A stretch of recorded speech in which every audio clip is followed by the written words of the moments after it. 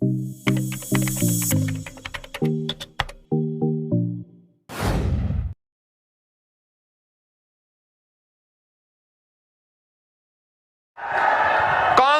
हो या ये आम आदमी पार्टी, ये दोनों पंजाब की भावनाओं के साथ खिलवाड़ कर रहे हैं। देश को फिर से आतंकवाद की आग में झोंक रहे हैं।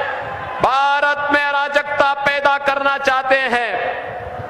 आज जब लोकसभा चुनाव के अंतिम चरण की अंतिम सभा को करने के लिए मुझे लुधियाना में आना पड़ा है, तो बहनों और भाइयों, मैं तो आपसे एक ही बात कहूंगा, मैं आपसे एक ही बात कहूंगा कि हमारी पीढ़ी सौभाग्यशाली है। हमारी पीढ़ी सौभाग्यशाली है कि जिस पंजाब की धरती से गुरु नानक देव जी ने जाकर के अयोध्या में रामलला के मंदिर का उस समय दर्शन किया था, जिस अयोध्या में गुरु गोविंद सिंह जी महाराज ने राम जन्मभूमि के लिए निहंगों की फौज भेजी थी और राम जन्मभूमि को मुक्त कराने के लिए उस आंदोलन की अगुवाई की थी। गुरु गोविंद सिंह जी महाराज ने जिस राम जन्मभूमि के लिए राम अवतार के नाम पर ही पूरा एक सर्ग लिखा था, आज गुरुओं के उस संकल्प को मोदी जी के नेतृत्व में पूरा करने में सफलता प्राप्त हुई है। और इसीलिए तो पूरा देश एक स्वर से बोल रहा है कि फिर एक बार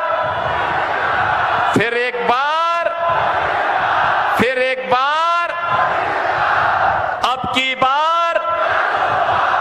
की बार 400 पार की बात जब होती है तो कांग्रेस और आम आदमी पार्टी को चक्कर आने लगता है, क्योंकि 400 सीटों पे चुनाव ही नहीं लड़ रहे, उस प्रकार की लड़ने की क्षमता भी नहीं। तब जनता जनार्दन से पूछते हैं कि 400 पार कैसे, तो जनता जनार्दन कहती है कि कन्हैया लाल मित्तल तो पहले ही कह चुके हैं।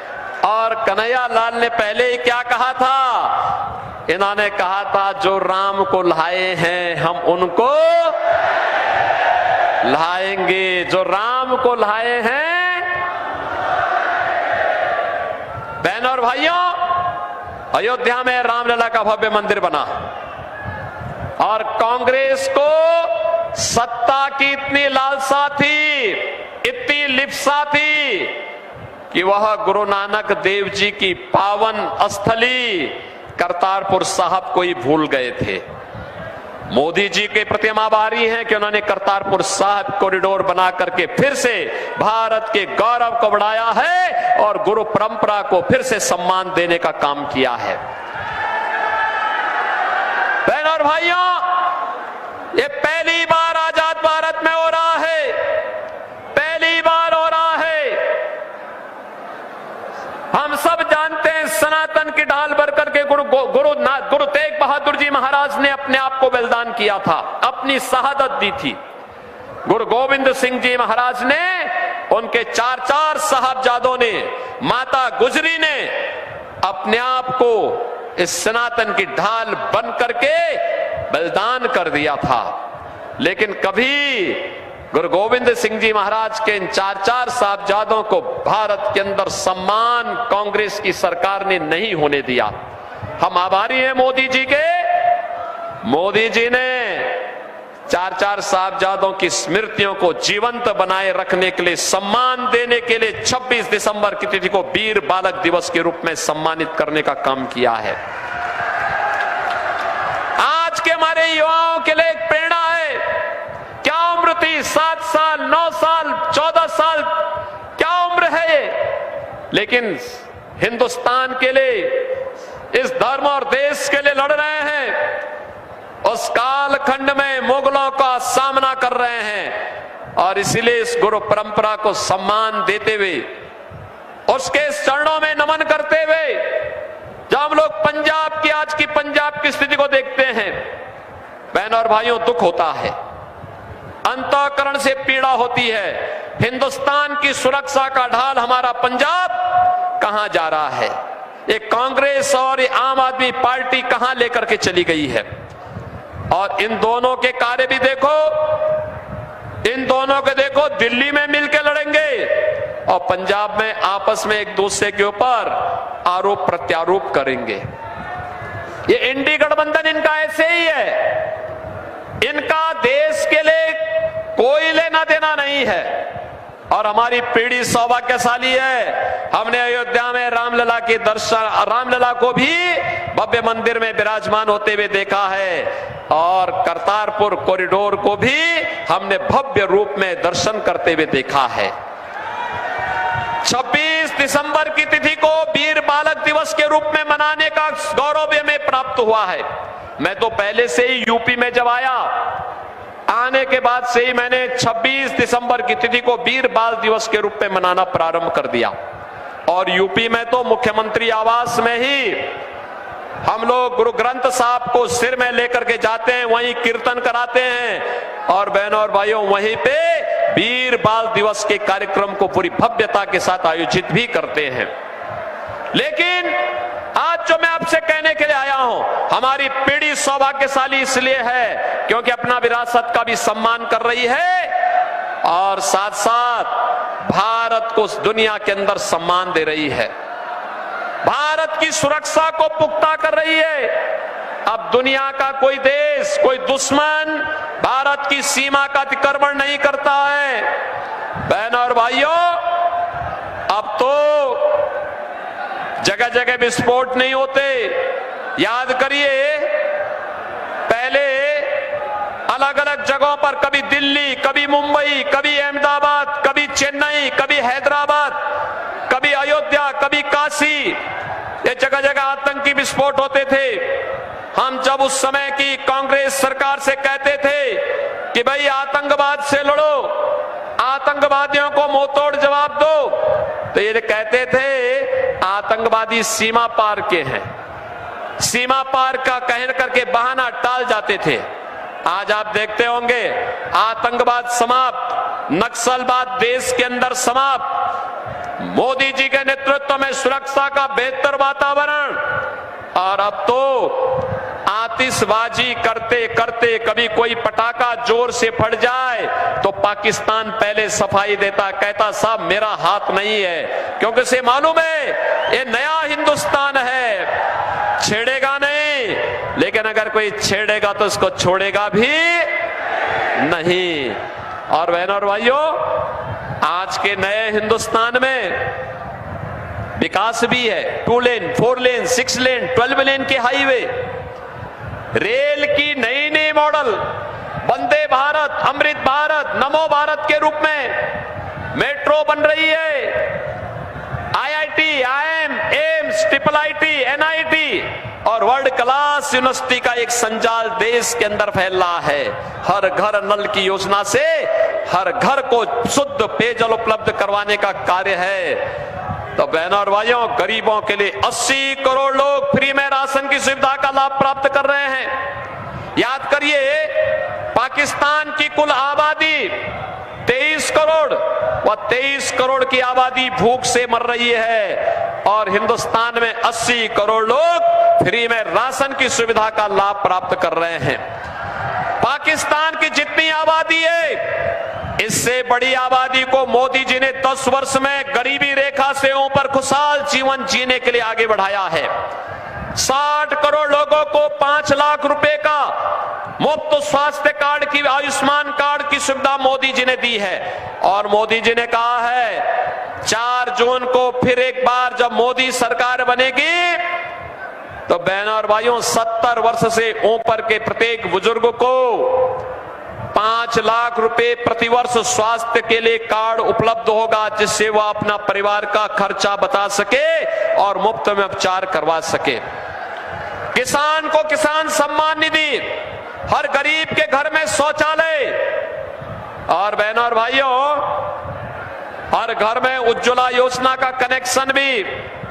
4 करोड़ गरीबों के मकान बने हैं। मोदी जी ने कहा है जितने गरीब बचे होंगे इनके भी मकान बनेंगे और अगले 5 वर्ष में सबको एक एक मकान देंगे। बहनों और भाइयों, आज तो मैं आपसे कहने के लिए आया हूं, ये विजय सांपला जी हमारे बीच में हैं। मैं पंजाब की धरती में कहना चाहता हूं, अयोध्या में रामलला विराजमान बाद में हुए। पहले अयोध्या के एयरपोर्ट का नाम महर्षि वाल्मीकि के नाम पर किया गया। इंटरनेशनल एयरपोर्ट हमने अयोध्या में बनाया, महर्षि वाल्मीकि के नाम पर एयरपोर्ट का नाम रखा। विजय सांपला जी हमारे बीच में है, इनका काशी में आना जाना है। सदगुरु रविदास जी महाराज की पावन जन्मस्थली चीर गोवर्धन में अक्सर जाते हैं। याद करिए कांग्रेस की सरकार में और पहले की सरकारों में वहां की क्या दुर्दशा थी।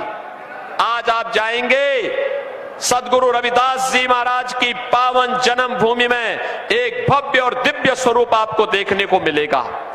और बहनों और भाइयों, मैं आज आपसे यही कहने के लिए आया हूं, एक तरफ भारतीय जनता पार्टी सम्मान, सुरक्षा, विकास, विरासत को आगे बढ़ाने का काम कर रही है, गरीबों का कल्याण कर रही है, और दूसरी तरफ कांग्रेस और आम आदमी पार्टी का ये गठबंधन, जो गठबंधन नहीं बल्कि आम आदमी पार्टी तो देश के अंदर पहली पार्टी है जिस राजनीतिक दल के खिलाफ भी चार्जशीट दाखिल हो रखी है। ये दागी पार्टी बन चुकी है। ये भ्रष्टाचार के खिलाफ खड़ी हुई थी, लेकिन इसके 1 दर्जन नेता भ्रष्टाचार के मामले में जेल के अंदर सड़ रहे हैं या फिर बेल पे बार छूट करके जनता के सामने अपने साफ गोई की सफाई देने के लिए मजबूर हुए हैं। बहनों और भाइयों, ये लोग बोलते क्या थे, आज इन्होंने पंजाब के हाल क्या कर दिए हैं। आज पंजाब में ड्रग माफिया, भू mafia, sand mafia, cattle mafia, ये सभी आज पंजाब में हावी हो गए हैं।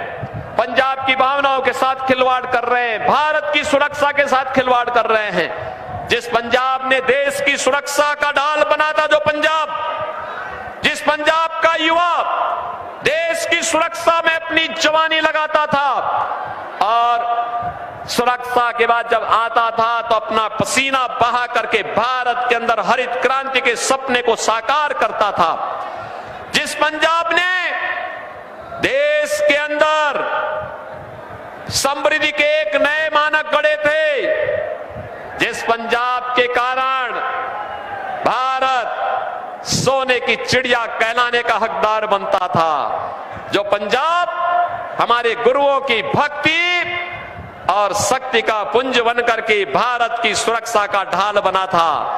बहनों और भाइयों, आज यहां के युवाओं के साथ उनकी स्थिति को देख करके मुझे कभी कभी तरस आती है और साथ साथ मेरा हृदय दिल से रोता है।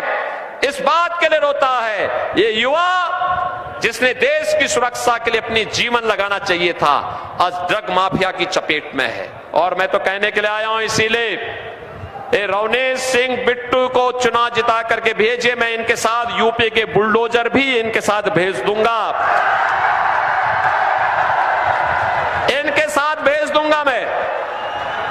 और इसलिए भेज दूंगा जिससे यूपी का बुलडोजर लेकर के यहां के माफियाओं को वो वैसे ही रौंदने का काम करेगा जैसे हमने यूपी के अंदर किया है। यूपी के अंदर आपने माफियाओं को अब कहीं खड़े होते हुए देखा है क्या? जो माफिया पहले 17 के पहले यूपी में अराजकता फैलाते थे, दंगा करते थे, पैरेलल गवर्नमेंट चलाते थे, और जिन माफियाओं के कारण वहां के किसी भी संवैधानिक पद पर बैठे हुए व्यक्ति का प्रोटोकॉल समाप्त हो जाता था, आज वही माफिया वहां मिट्टी में मिल गए हैं, मिट्टी में। अब वहां कोई गैंगस्टर नहीं है, कोई दुर्दांत माफिया नहीं है, कोई सैंड माफिया नहीं है, कोई भू माफिया नहीं है, कोई कटन माफिया नहीं है, और कोई भी अन्य माफिया नहीं है। 25 करोड़ की आबादी, नो कर्फ्यू, नो दंगा, यूपी में है सब चंगा। और यही कहने के लिए आए हैं, एक बार बिट्टू को चुनाव जिता करके भेजिए, अगली सरकार पंजाब में हम बीजेपी की लेकर के आएंगे और माफियाओं को रौंदने का काम करेंगे। ज्यादा नहीं, ज्यादा नहीं, 48 घंटे का समय चाहिए बीजेपी को। 48 घंटे के अंदर पंजाब और गुरुओं की भूमि को माफिया मुक्त करके गुरुओं की वाणी की भूमि बनाने का काम भारतीय जनता पार्टी कर लेगी। और इसीलिए मैं आया हूं। बिट्टू तो मेरे संसद के साथी रहे हैं, मेरे मित्र रहे हैं। हम अलग अलग पार्टी के थे लेकिन मिलते थे, विकास के बारे में चर्चा करते थे, राम जन्मभूमि के बारे में चर्चा करते थे, करतारपुर साहिब के बारे में चर्चा करते थे, वीर बाल दिवस के बारे में चर्चा करते थे। आज इनके सारे संकल्प पूरे हुए हैं। और इसीलिए जब मुझे लगा कि मेरा मित्र चुनाव लड़ेगा लुधियाना से, बीजेपी से, तो मैं यूपी का अपना चुनाव छोड़ करके आया हूं। आज विशेष रूप से लुधियाना में आया हूं बहनों और भाइयों।